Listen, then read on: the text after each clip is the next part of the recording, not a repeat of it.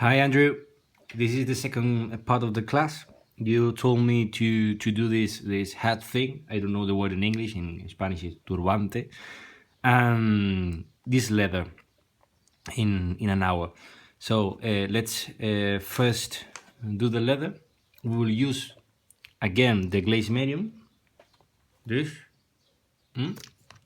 is perfect for doing the shapes of a leather.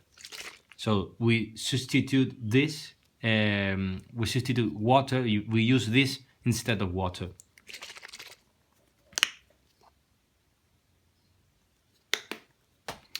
The idea is use a mix of brownish, reddish, and clear colors, like this red leather, to create shapes and to paint in a wet palette, in a wet blending thing. You know it, how to do it.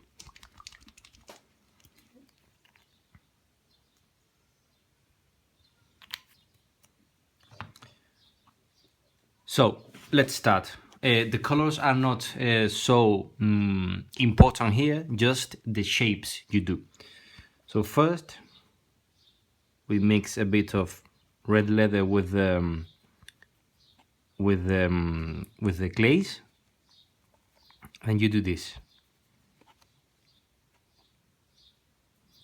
as a normal normal layer, but you see it's a bit more transparent than normal.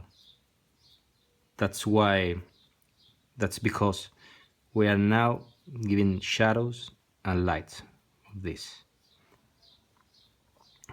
We do this,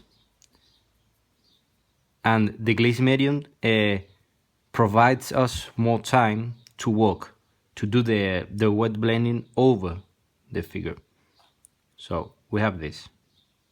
If you need, this is too thick, you see? If you need to get out the paint, just get the glaze medium and you spread out all the paint on all the parts. And here, same. So second part, get a clear coral. This is yellow khaki and bit of glaze medium, and place it there in the lights. You see, they join in a pointy way. They join and mix in a strange way. If this part is more integrated than this one, so get more red leather and place it in the cut. You see how they look at this dot. This one. Look how it spreads. It's really interesting how the paint reacts with this wet blending technique and with this glaze medium. You can do the same with clear colors, but they have to be really watered. So let's do it like this, right? The color goes in all parts. Here as well.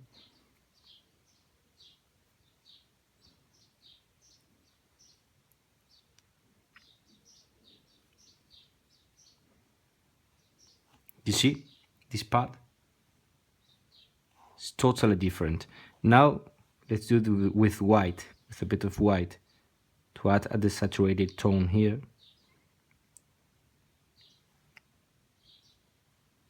And it will mix together. You can move all the paint. And here, let's give a bit of green and blue. See the reaction.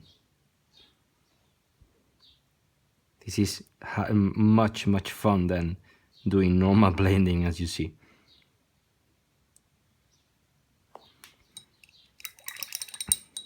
Okay. to green, get more brown and place it over it. And by pointing, you do the mix.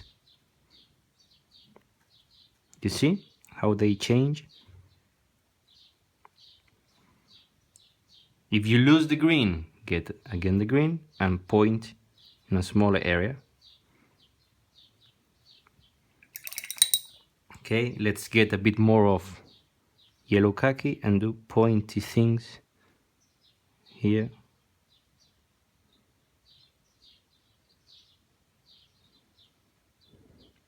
And here.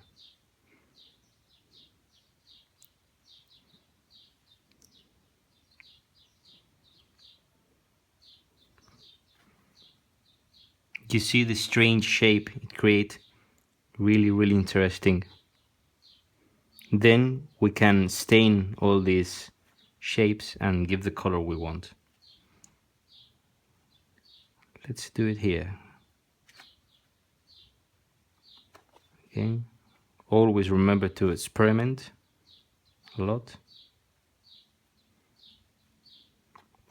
And let's get black, watered black with glaze medium, and do the same. Let drops here and there to see how it reacts with other colors, and you create a pattern here. Let's get red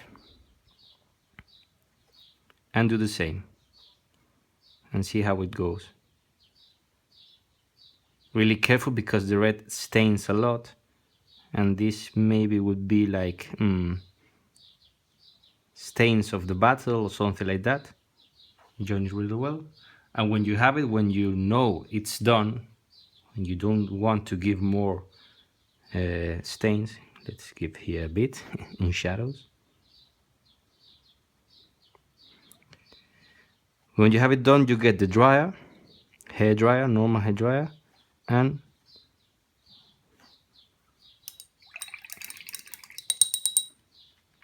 we look at here the stain. We dry this. Interesting thing about glaze medium is that if you don't dry it with a dryer, it will get really really shiny. Perfect for leather, but not so perfect for other surface. So if you want it shiny, just let it dry like that. And if you want it for other surface like faces, well, faces also are shine, but like other type of fabrics, give it dry it with a dryer.